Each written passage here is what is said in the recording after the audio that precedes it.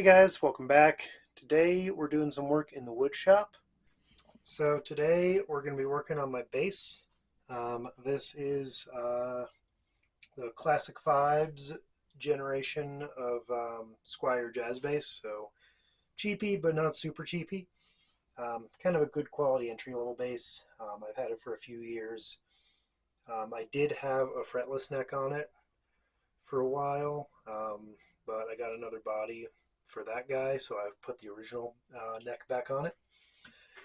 When I did that, I also restrung it, and the new strings I got are a little bit heavier gauge. So what that means is that they're pulling a little bit more tension, so the truss rod needs to be adjusted. The neck has a bit of a bow like this, and then also I need to refile the nut to fit these bigger strings. So I can actually show you sort of. Basically what you want to do to check your truss rod is you put your finger on the first fret and then on the last fret, and what that'll do, and then you like sight along the middle. In my case, I've got a few millimeter gap. We do want a little bit of a bow, but not quite that much. So what I'm going to do is basically scooch these strings out of the way. Yeah. Yeah, okay, I'll loosen that off.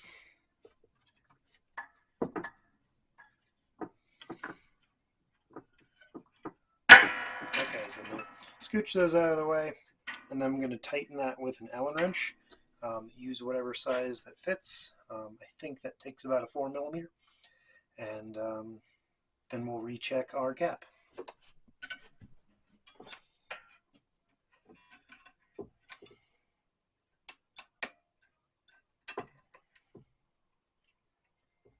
So what this does is there's basically a rod in there, and the tighter you make this, the more it wants to bow the neck back. Truss rod adjustments are usually done in pretty small increments, so you don't want to go too far, otherwise you can hurt things. The last thing you want to do is, just crack your neck or something terrible.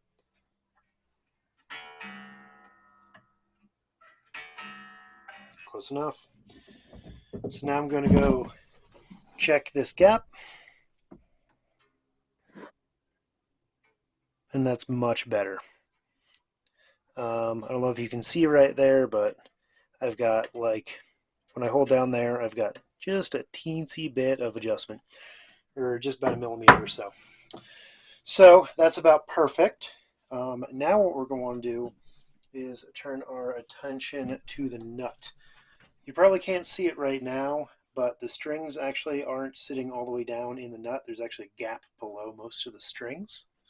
So what we're going to do is pop them out of there and then file that slot a little bit wider and stick them back in.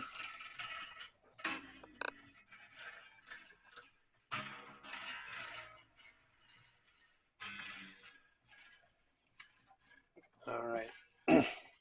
So I've got those all slacked off now. I'm going to pull them aside.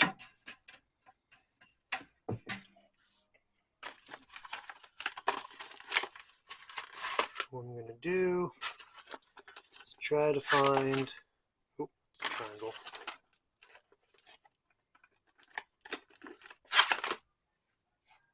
Try to find a file that's going to be the right size.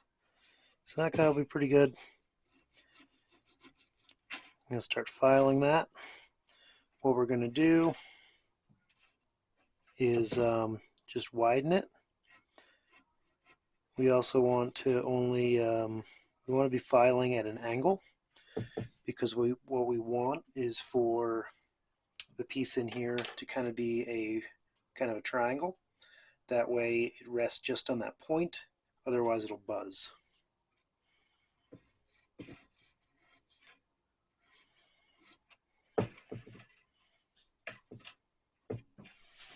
How's that? Still needs a lot more to go. Let me grab a different file.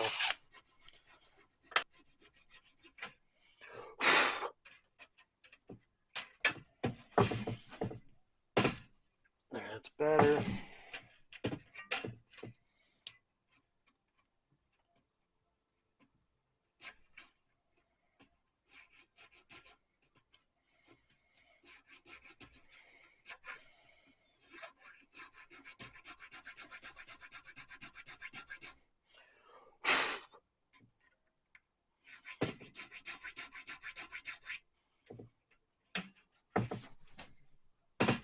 Pretty good.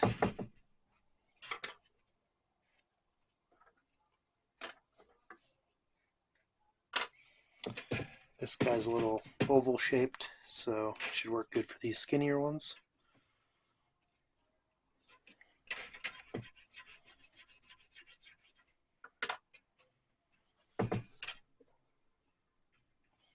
Alright, still got to do a little more work on the bass, or the E string rather. I guess they're all bass strings, but the bassest of the strings. So that's all pretty good. Now we tighten them all up.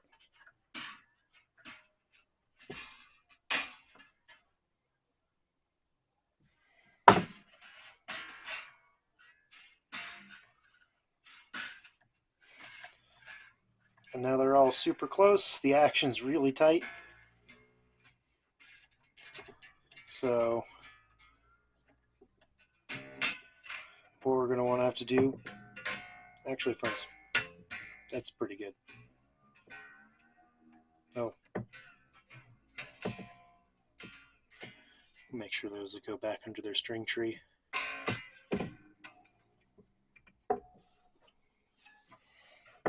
All right. Okay. Not even close to tune, but pretty close, or close enough to check. Make sure that the action's still pretty good. And, well, I was going to raise those up anyway. So now, before all this, I was getting a lot of fret buzz around here. So what I was going to do is raise up the saddles, just to raise the action up just a teensy bit.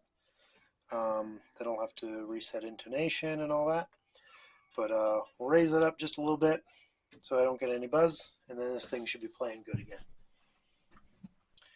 Okay, so to raise up the saddles, what we're going to do is take my 1.5 mil Allen wrench.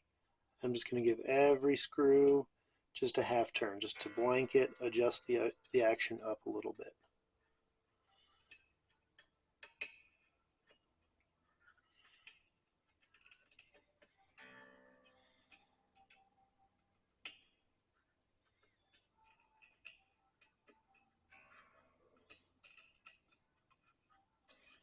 Now I'll check. Still got a lot of rub, especially on the G string. It's really bad on the D string, so I'm going to go another full turn on that guy, and then a half turn on that guy. And I'm just checking things around like the 15th.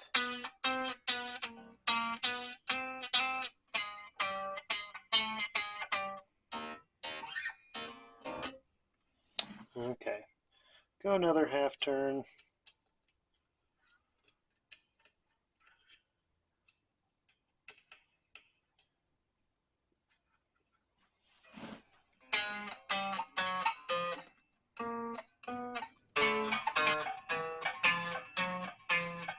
It's really bad around there. I'll give this a full turn.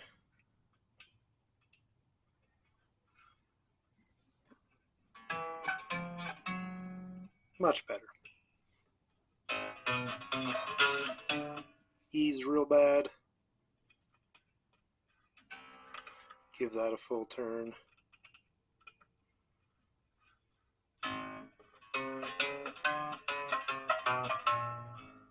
Alright, now now I'm pretty happy with the action.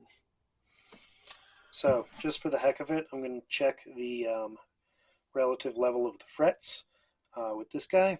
This is called a fret rocker. This is a really cheap one I got off Amazon a few years ago.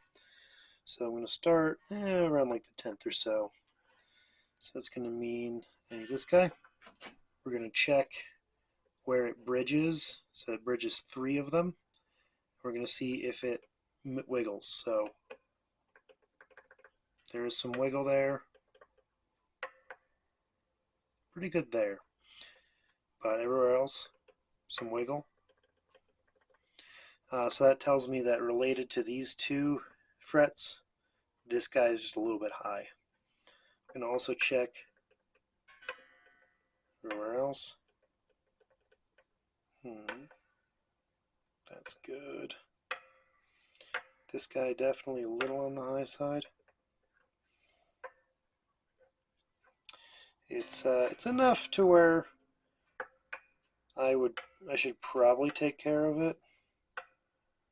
Oh, a little bit of wiggle. But at the same time, it's not really enough to matter too much. So I'm not really going to mess with it.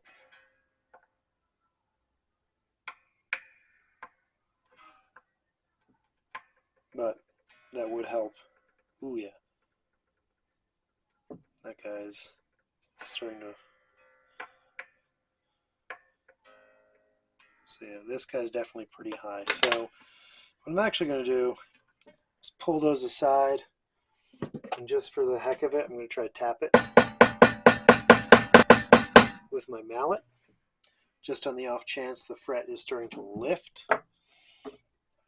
Just to knock it back down into its spot. And what do you know? We're actually pretty good. So a lot of my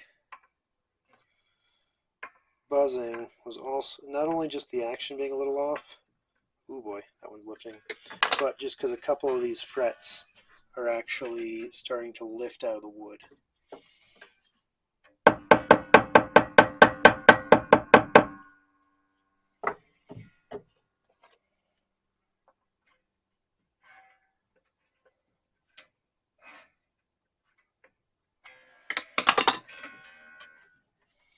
So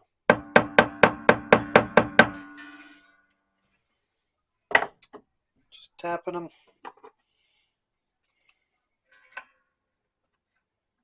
And that should make it better.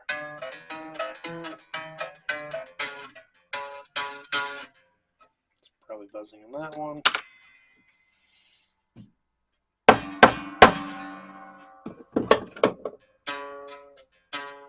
It's still buzzing a little bit, but not the end of the world. So yeah, that's it for that. Now next step is going to be check intonation.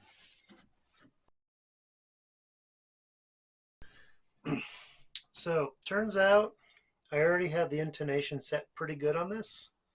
I did just check, but the G string is a little off, so I can sort of show you what's going on. So first thing you want to do is just pluck it. Make sure it's in tune. So that's rating a perfect G. Then I'm going to play that G note on the 12th fret. And if you'll notice, that's just a little bit sharp. So what I'm going to do, what I'm going to do is move the saddle further away from the nut. So in that case, on this guy and on most guitars or basses, what you're going to want to do is tighten the screw. So I'm giving that a little bit of a turn. It's going to probably mess with the overall tuning.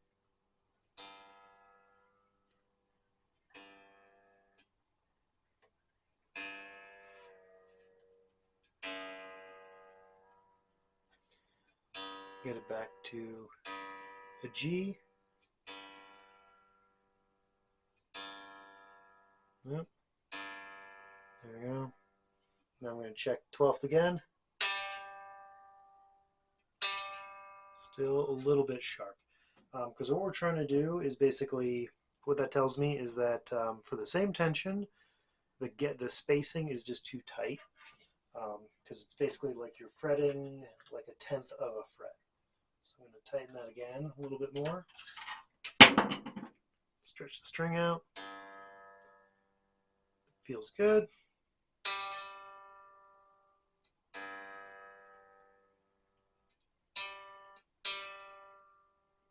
Huh? Almost perfect. I'm going to give another quarter turn.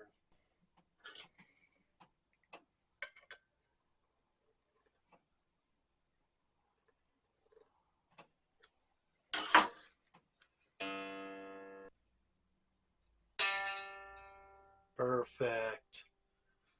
So, there we go.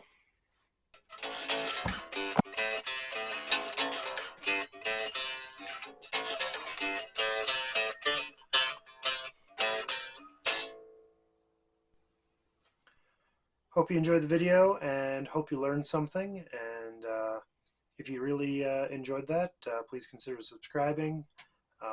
Right now, I've only got a couple subscribers, and I'm really trying to cross that 100 subscriber threshold.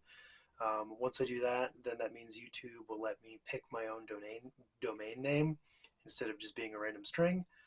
So hopefully that'll help me grow the channel. So again, hit subscribe, and if you got any other suggestions for other projects or tips that you'd like to learn, just write it in the comments. That's all for now. We'll see you next time. Thanks for watching.